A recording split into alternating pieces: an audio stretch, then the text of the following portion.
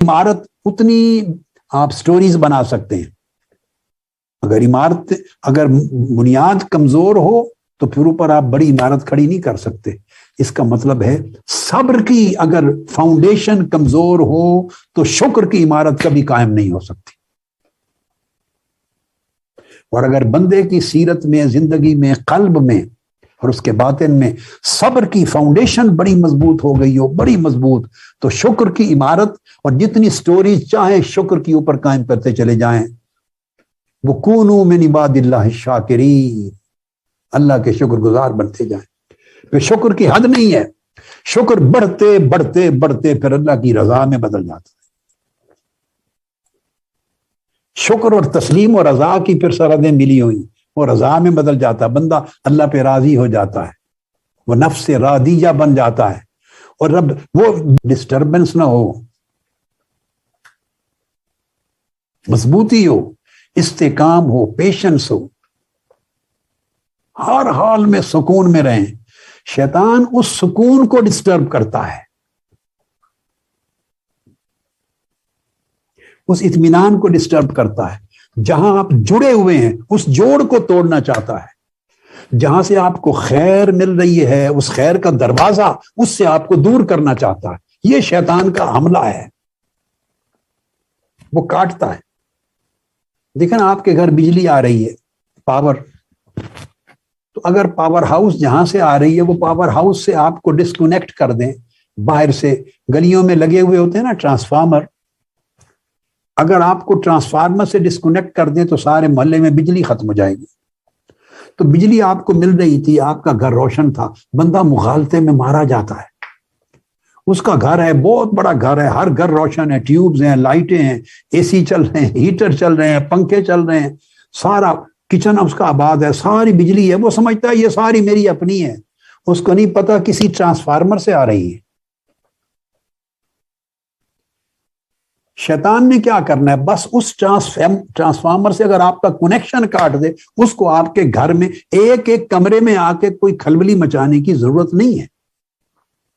उसने आपके घर में एक एक कमरे में गड़बड़ नहीं करनी कि तोड़ फोड़ कर दे और तारें काट दे और सारे स्विच तोड़ दे और ट्यूबें तोड़ दे। उसको क्या जरूरत है ऐसी हंगामा आराई की?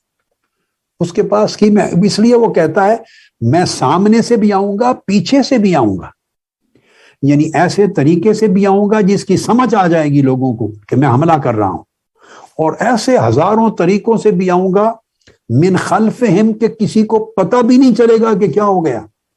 यकलख्त अंधेरा हो जाएगा, अंधेरा हो जाएगा यकलख्त घर में। वो सोचते रहेंगे क्या हो गया, बाद में कोई बताएगा तो पता चलेगा ना कि ट्रांसफार्मर से डिस्कनेक्ट कर दिया आपको। और ट्रांसफार्मर्स में भी आ रहा है कनेक्शन कहीं से, वो पावर हाउस है, अगर उससे भी डिस्कनेक्ट कर दे तो सारे ट्रांसफार्मर ही बुझ जाएंगे। ये एक सप्लाई लाइन होती है, तो शर की भी एक सप्लाई लाइन है शर की, और खैर की भी सप्लाई लाइन है। निजाम एक ही होता है, अल्लाह रब्बुल इज्जत का बनाया हुआ, खा वो इंसानों के तराशीदा सिस्टम्स में हो, खा वो कुदरती निजाम के अंदर हो। तो उसने जब कहा कि मैं सामने से भी आऊंगा, पीछे से भी आऊंगा, दाएं से भी बाएं से भी, ये जो चार जिहतें हैं, तो इसका कोई माना होगा? आप सोचिए, कोई माना होगा कि अल्लाह पाक ने आखिरी वही का हिस्सा बनाया, उसका ये स्ट्रेटेजी कुरान मजीद का हिस्सा बनाया। तो ये यूं ही जैसे हम बोल देते हैं तकरीर में, जोश में अतराफ व अकनाफ गिर देते हैं, कोई इस तरह का बयान तो नहीं है ये। तो इसके मानी हैं, इसके इतलाकात हैं। उलमा ने, औलिया ने और अफा ने बहुत सारी इसके मानी और इसकी जिहतें बयान की हैं, मगर मैं आपको सादा सी एक समझा देता हूं, क्योंकि इस वक्त तफसीरी गहराइयों में जाने का वक्त नहीं, ना वो मकसूद है। जब सामने से आऊंगा तो इसका मतलब इजीली समझ लें कि मैं इस तरीके से भी हमला करूंगा कि नजर आएगा उसको, इसको यानी महसूसात के चैनल से भी हमला करूंगा, महसूसात के चैनल्स। वो क्या है? ये आपका यूट्यूब है, सेल फोन है, टीवी है, इलेक्ट्रॉनिक मीडिया है, اور کیا کیا نام بولتے ہیں جو اکاؤنٹس ہوتے ہیں؟ بولتے جائیں بیٹے. انسٹاگرام ہے، ٹک ٹاک ہے، اور ذرا اونچا بولے بیٹے، میں تو آپ کو پہلے بتا چکا ہوں، زیرو. ٹویٹر ہے. ابھی تو وہ میری بیٹیاں بیٹھی ہیں، وہی بتا سکتی تھی مجھے. تو یہ بیٹے سارے جو چینل ہیں، اور اس طرح آنکھوں میں آپ چلتے پھرتے دنیا میں جاتے ہیں. معاشرہ بھی محسوسات میں سے ہے. یہ من بین ایدیہم کے زمرے میں سب کچھ آتا ہے. وہ تمام راستے بیٹے جن میں برائی نظر آ رہی ہے،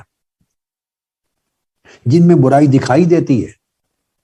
اب یہ بتا رہا ہوں، وہ جو دیتی ہے اور آپ کا دروازہ نوک کرتی ہے اور آپ اس کو جگہ دیتے ہیں، وہ پہلا جس وقت سب سے پہلے لمحے میں آپ اس بری چیز کو پسند کیا یا گوارا کیا یا اس نے آپ کو اپیل کیا یا آپ نے اس کو سپیس دی، وہ جو پہلا لمحہ تھا جس میں اس خیال نے جگہ پائی، اس تصور نے جگہ پائی، اس صورت نے جگہ پائی، اس مشاہدے نے جگہ پائی، اس آواز نے جگہ پائی، وہ خطرہ تھا. وہ خطرہ تھا. یہ من بین ایدیہم، سامنے سے بھی آؤں گا، یہ محسوسات کا طریقہ. پھر اس نے کہا ومن خلفہم، اور پیچھے سے بھی آؤں گا. اب پہلا طریقہ تو وہ کہ نظر آتا ہے کہ میں ڈوب رہا ہوں، چھلانگ لگاؤں گا، ڈوب جاؤں گا، مر جاؤں گا، ہلاک ہو جاؤں گا، سب نظر آ رہا ہے. برائی دیکھ رہا ہوں، یہ برائی میرے اندر سمو جائے گی، میں برا ہو جاؤں گا. برائی سن رہا ہوں، رفتہ رفتہ برائی سے مانوس ہو جاؤں گا. تو جو لذت قرآن کے سننے سے آتی تھی اب وہ گانوں کے سننے سے آئے گی. جو لذت اللہ رسول کے ذکر سے آتی تھی اب وہ برائی اور بدی کے ذکر سے آئے گی. جو لذت اللہ والوں کو دیکھنے آتی تھی، اہل اللہ کو، جن کے چہروں کو دیکھنے سے اللہ یاد آتا ہے، جن کی مجلس میں بیٹھنے سے اللہ یاد آتا ہے، جن کی باتیں سننے سے اللہ یاد آتا ہے، جن کی مجلس اور جن کی زیارت اور جن کے تعلق سے آپ کو ہدایت ملتی ہے. تو جو ہدایت اور لذت اور کیفیت اور سکون اس نسبت میں آتا تھا، اب وہ لذت اس قسم کی باتوں کو سننے اور ایسی چیزوں کو دیکھنے سے ملنے لگ گئی. تو ٹریک چینج ہونے لگ گیا نا. احسن بابا بتائے گا بیٹے، ٹریک چینج ہونے لگ گیا. تو ٹریک چینج ہوا اور آپ نے فکر نہ کی. آپ نے دیکھا کہ میرا ٹریک چینج ہو رہا ہے، میرے رجحان میں تبدیلی آ رہی ہے، میرا ذوق بدل رہا ہے، میری ترجیح پریفرنس بدل رہی ہے، میری جو کمفرٹ زون ہے وہ چینج ہو رہا ہے. ادھر کمفرٹ فیل کرتا تھا، کمفرٹیبل، اب وہ کمفرٹ ادھر آ رہا ہے. ادھر طبیعت سکون محسوس کرتی تھی، اب وہ سکون ادھر شفٹ ہو رہا ہے. آپ نے دیکھا، محسوس کیا، اور آپ نے نہ روکا. تو یہ خطرہ گویا داخل ہو گیا، اندر داخل ہو گیا. اس نے دیکھا کہ ٹھیک ہے، جگہ بن گئی میری. تو کبھی پیچھے سے آؤں گا، اور پیچھے سے مطلب ایک معنی، کئی معنی ہے مگر ایک معنی کہ معقولات کے ذریعے سے آؤں گا، عقل پر حملہ کروں گا. سامنے سے آؤں گا کا مطلب ہے آنکھوں کے ذریعے حملہ کروں گا، کانوں کے ذریعے حملہ کروں گا، احساسات کی شکل میں حملہ کروں گا. احساسات، یہ میں ایک معنی بتا رہا ہوں، کیونکہ اگر اس کے معنی پر کروں تو شاید 10 دن کے خطابات صرف اس ایک آیت کی تفسیر پہ گزر جائیں گے. تو میں باقی تمام چیزوں کو نہیں لے رہا ہوں، صرف آپ کو تصور سمجھا رہا ہوں ایک معنی کی شکل. تو احساسات کے ذریعے سے آؤں گا. احساسات انسان کو ڈسٹرب کرتے ہیں، ہیجان پیدا کر دیتے ہیں. اور کبھی معقولات کے ذریعے سے آؤں گا، یعنی خیالات ڈالوں گا ذہن میں. معقولات، الٹے سیدھے خیالات. اللہ ہے، خدا ہے، کیسے ہے، کیا ضرورت تھی، مذہب کی کیا ضرورت ہے، نبیوں کو کیوں بھیجا، وحی کا کیا معنی ہے. ہم ڈائریکٹ، ہمیں عقل دی، ہم خود نہیں سوچ سکتے اچھائی اور برائی کو، ہم اتباع کیوں کریں. آج کا زمانہ 1400 سال بعد، آج قرآن کو پابندی اس کی کیوں کریں، حضور کی حدیث کی کیوں کریں. دنیا ادھر جا رہی ہے، میں اس طرف جاؤں، لوگ مجھے اچھا نہیں سمجھتے، وہ سمجھتے یہ پرانے زمانے کے لوگ ہیں، یہ سادہ بندہ ہے. لوگ دنیا میں ترقی کرتے جا رہے ہیں، ہمیں سمجھتے ہیں پسماندہ، وغیرہ وغیرہ. یہ خیالات ہیں. اور اس طرح سیکولر خیالات ہیں، لا دینیت کے خیالات ہیں، لا مذہبیت کے خیالات ہیں، اللہ کے وجود کے انکار کے، مذہب کے انکار کے، وحی الہی کا انکار، سنت نبوی کا انکار، آقا علیہ السلام کی اتباع کا انکار، دین کی شرائع کا انکار، اوامر اور نواہی کا انکار، یا شکوک. دو باتیں میں نے اس پر زور دیا، یا انکار یا بولیے شکوک، ڈاؤٹس. جو ڈاؤٹ ہے وہ معقولات کے ذریعے کہتا ہوں گا،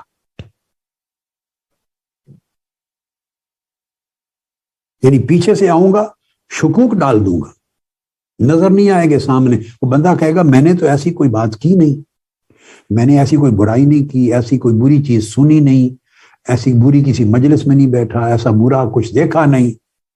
تو وہ کیا، وہ خطرہ ایک خیال شک کے طور پہ ڈال دیتا ہے. وہ شکوک کے لیے یاد رکھ لیں، شیطان کا سب سے پہلا جو عمل ہے وہ تشکیک پیدا کرتا ہے، شک پیدا کرتا ہے. شک کس کے لیے؟ اللہ کے لیے. شک کس کے بارے میں؟ اللہ کے رسول کے بارے میں.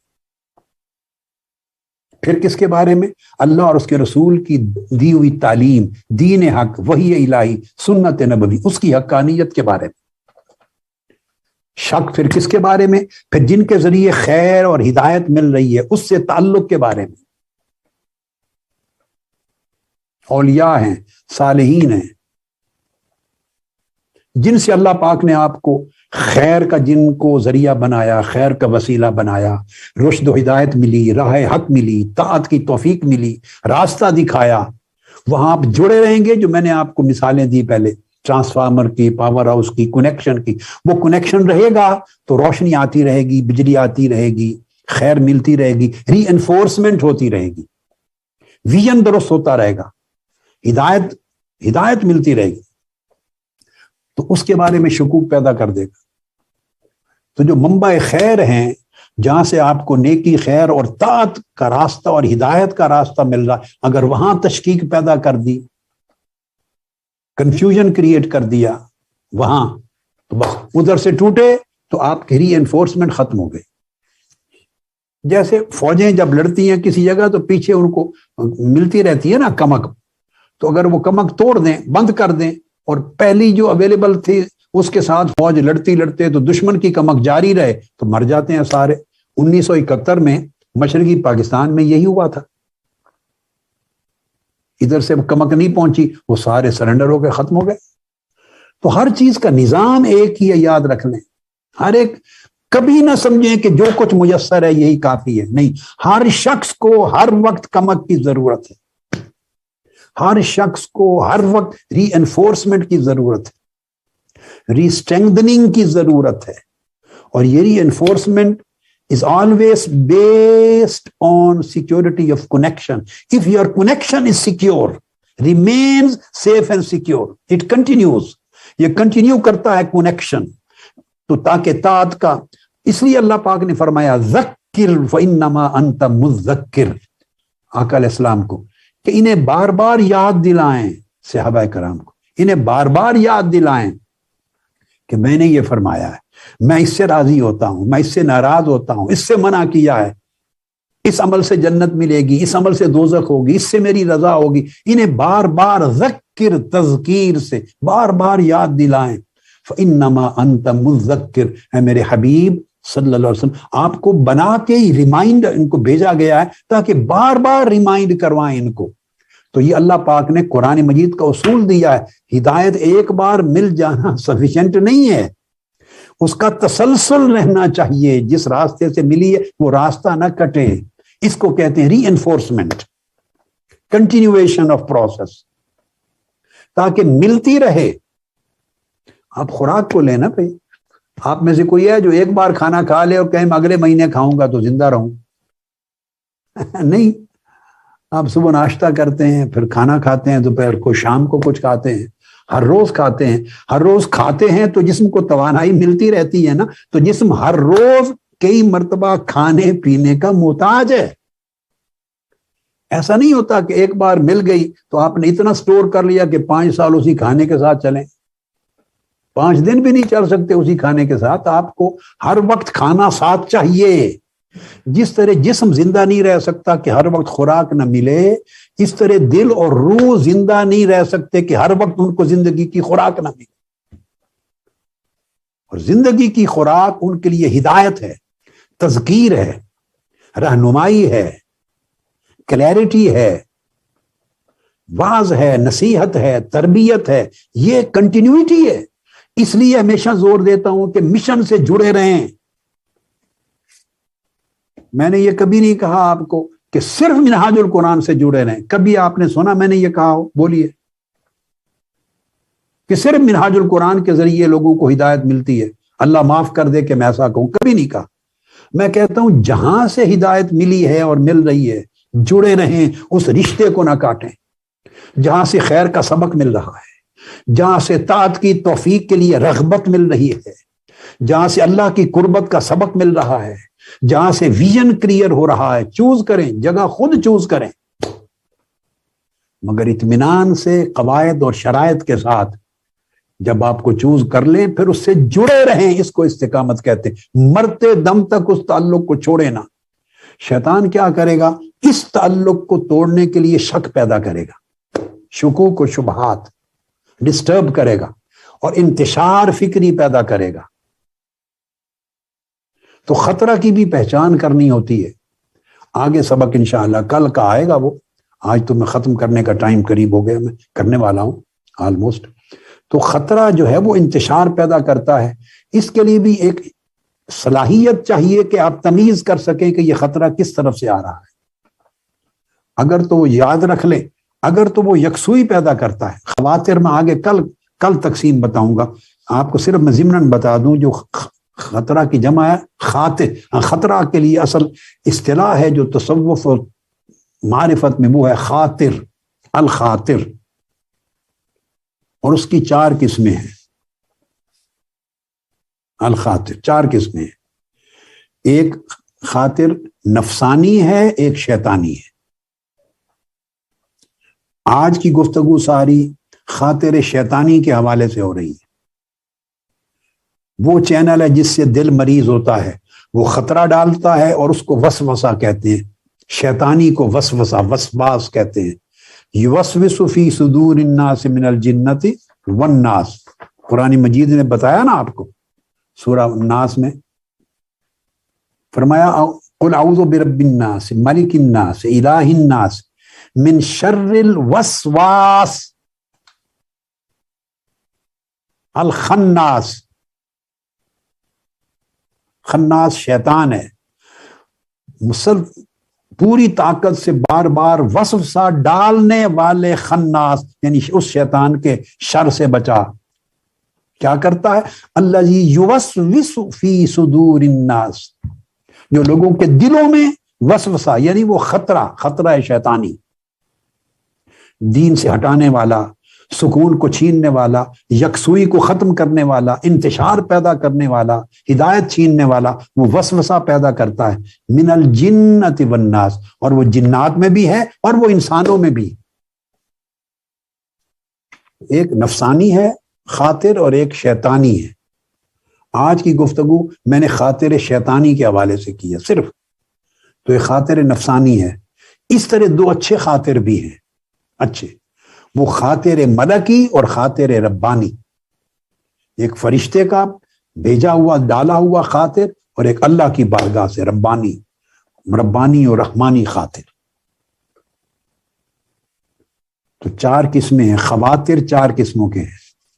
تصوف کی اصطلاح میں اس کو کہتے ہیں کہ جو چیز بغیر ارادے کے دل میں وارد ہو جائے اس کو خاطر کہتے ہیں۔ میں نے جو پوری گفتگو کی ہے اس میں آپ کا اپنا کوئی تعمد، ارادہ نہیں تھا۔ میں نے کہا تھا کس طرح آتا ہے، آپ کو پتہ ہی نہیں ہوتا۔ تو الخاطر کہتے ہیں ما یرد علی القلب من الخطاب او الوارد بغیر تعمد، بغیر ارادے اور تعمد کے، ارادے کے بغیر خود آپ کے دل پر جو چیز وارد ہو جائے، دل میں داخل ہو جائے، اس کو خاطر کہتے ہیں۔ اور اس کے لیے میں نے کہا کہ وہ خاطر ایک نفسانی ہے، ایک شیطانی ہے، 2 برے خاطر ہیں، اور 2 اچھے ہیں، ایک ملکی اور ایک ربانی۔ 4 خواطر میں آج کی گفتگو میں خاطر شیطانی خطرہ کے عنوان سے خاطر شیطانی پر آج میں نے فوکس کیا، اور خاطر شیطانی کے مختلف شکلیں قرآن مجید کے حوالے سے سمجھائیں، اور اس کے طریقے اور اس کی اسٹریٹجی۔ اس کو الوسواس کہتے ہیں، یا وسوسہ خاطر شیطانی کو۔ تو میں 2 چیزیں بیان کر چکا کہ سامنے سے آتا ہے یعنی آپ محسوس کرتے ہیں، پیچھے سے حملہ کرتا ہے آپ محسوس نہیں کرتے، یعنی آپ کی عقل میں کوئی چیز ڈال دیتا ہے، عقل میں۔ اس کو میں نے کہا معقولات کے ذریعے سے آتا ہے، کہ طریق سے آتا ہے یہ خطرہ۔ اب سادہ لفظوں میں خطرہ کا لفظ بھی یوز ہوتا ہے نا خاطر کے لیے، میں اس کو سمجھا رہا ہوں، آ جاتا ہے۔ پھر فرمایا وَعَنْ أَيْمَانِهِمْ، دائیں طرف سے آتا ہے، وَعَنْ شَمَائِلِهِمْ، یعنی وہ جو معقولات کے طریقے سے میں نے بتایا شکوک و شبہات پیدا کر دیتا ہے، من خلفہم شکوک و شبہات پیدا کر دیتا ہے۔ تو جس جگہ کے بارے میں شک اور شبہ پیدا کر دیا شیطان نے، جس جگہ کے بارے میں، تو وہاں آپ کا جو تعلق ہے، جس تعلق کی وجہ سے آپ کو خیر مل رہی تھی، وہ ٹوٹ جاتا ہے یا کمزور ہو جاتا ہے۔ اس لیے اللہ رب العزت نے قرآن مجید میں متقی بننے کے لیے، دیکھیے میں نے آپ کو کہا نا سیکیورٹی، اپنے آپ کو گارڈ کریں، ایکسپوز نہ ہو گناہ کے لیے، گناہ کے راستوں کے لیے، گناہ کے امکانات کے لیے،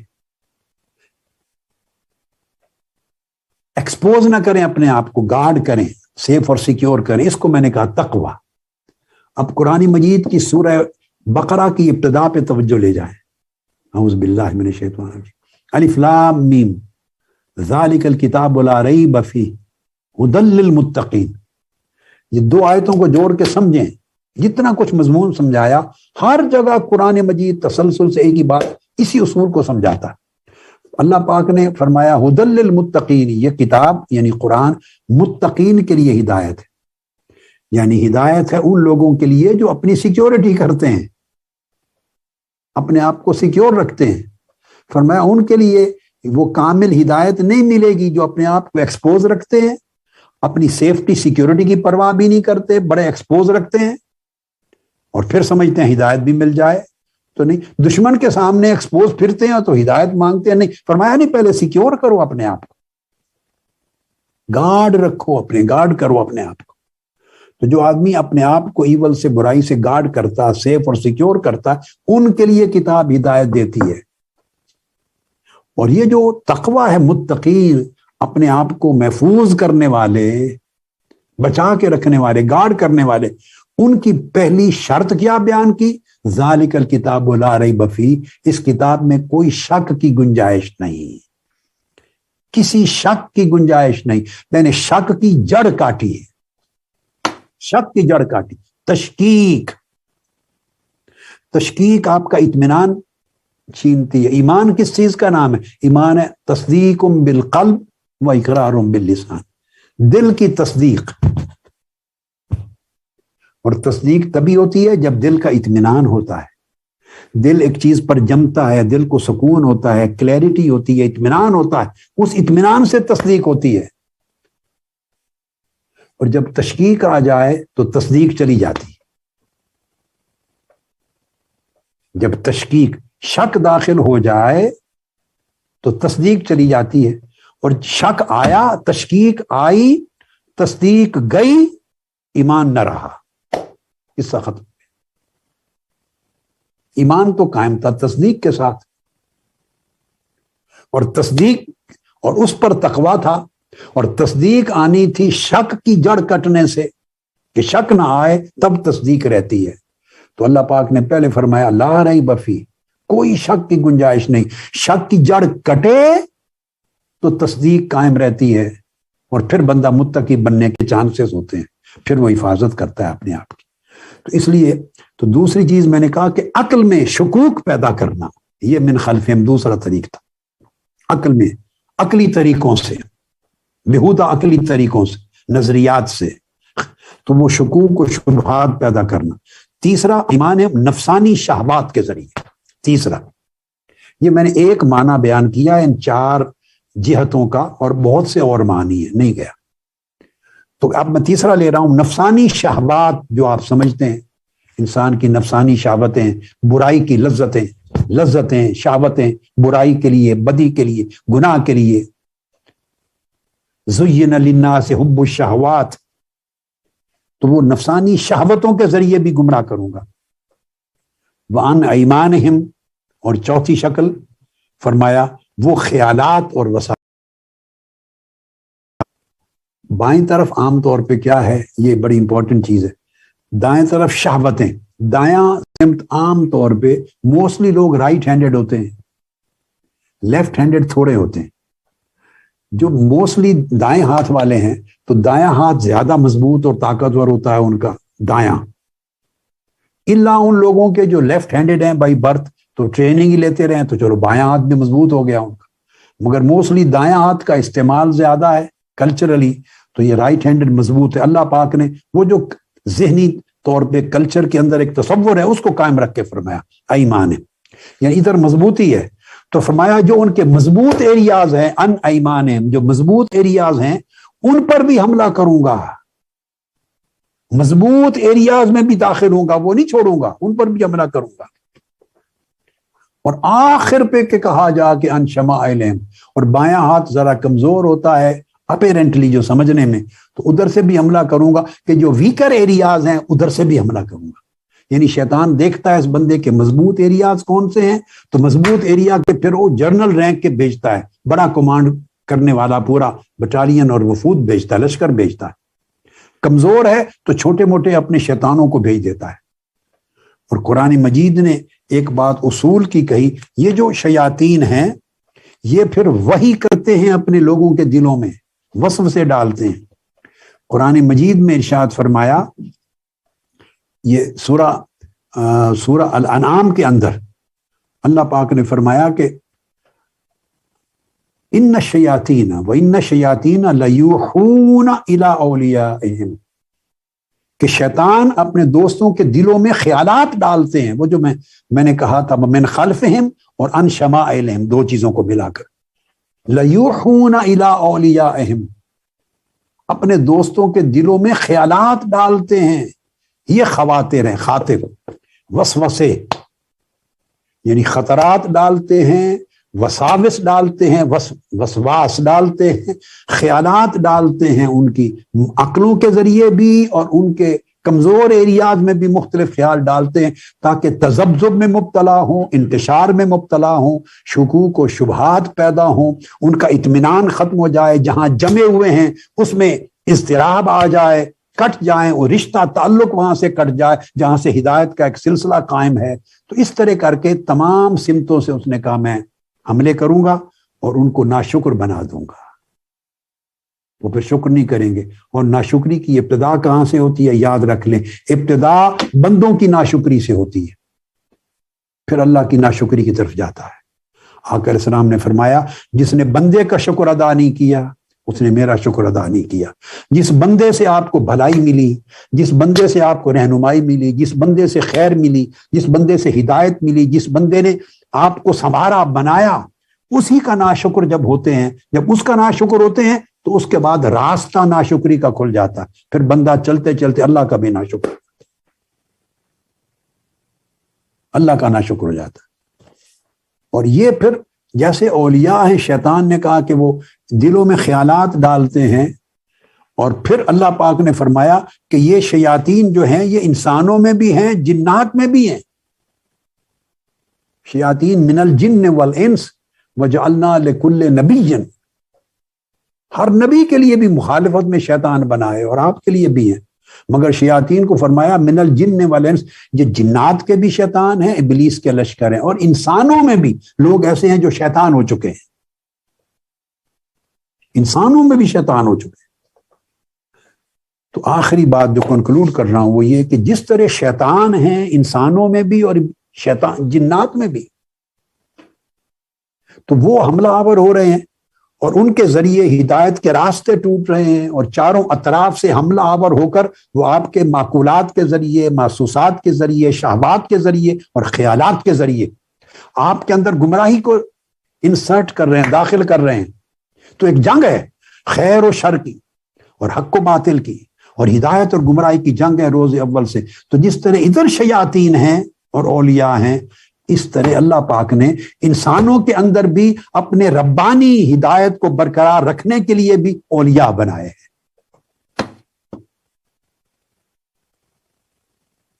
انہو، شیطان کے لیے کہا انہو یراکم ہوا وقبیلہ، ابلیس اکیلا بھی تمہیں دیکھتا ہے اور اس کا پورا قبیلہ، اس کے قبیلے کا ہر فرد تمہیں دیکھتا ہے، اس کے جنود دیکھتے ہیں، لشکر دیکھتے ہیں.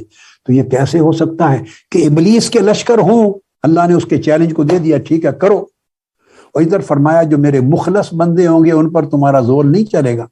ان عبادی لیس لک علیہم بسلطان، ان پر تمہاری طاقت اور قابو نہیں چلے گا.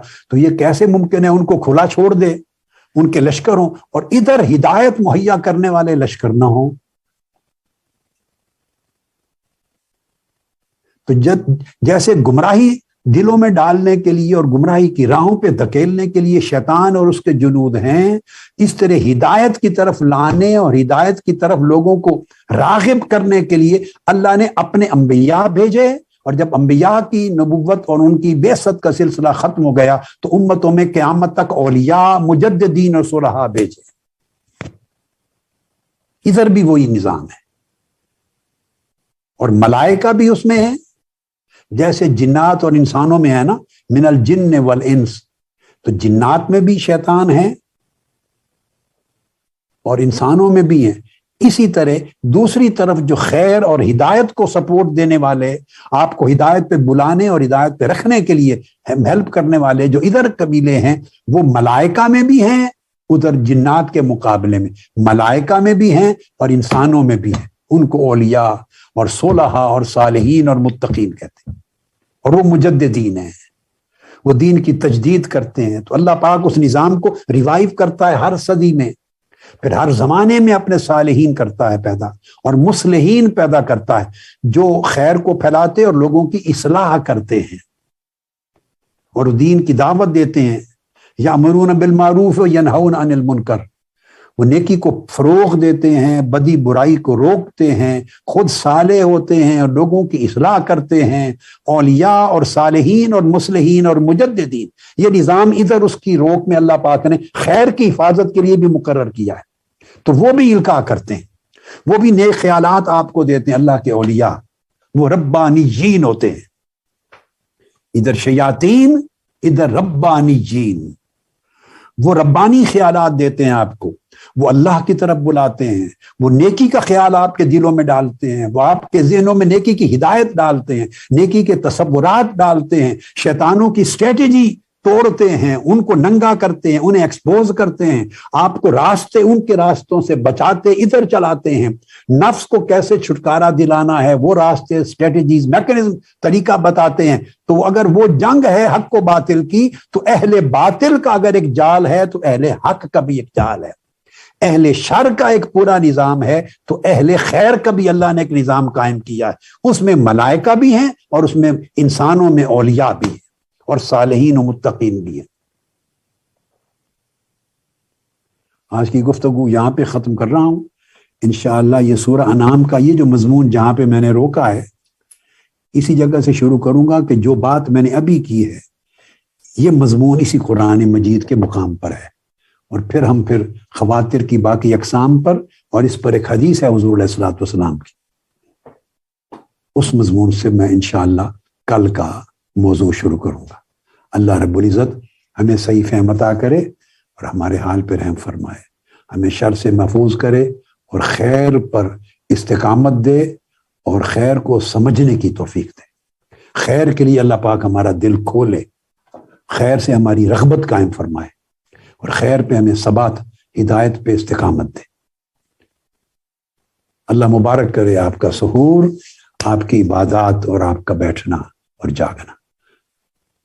وما علینا الا البلاغ. والسلام علیکم ورحمۃ اللہ وبرکاتہ.